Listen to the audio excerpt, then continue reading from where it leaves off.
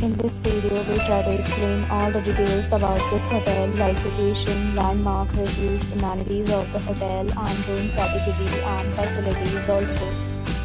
As you can see on the screen, property location, and here is the nearby attractions and landmark also. You can find lots of reviews and rating numbers online that are given by guests who enjoyed their stay. A set of FAQs is now displayed on your screen, which may address many of the basic questions about this property. Next, we talk about the amenities of this property. So you can see on the screen, all guests will be required to present photo ID at check-in. The property accepts major credit cards and reserves the right to temporarily hold an amount prior to arrival.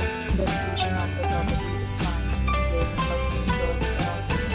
One category of room is available online. You can book them online and enjoy your stay.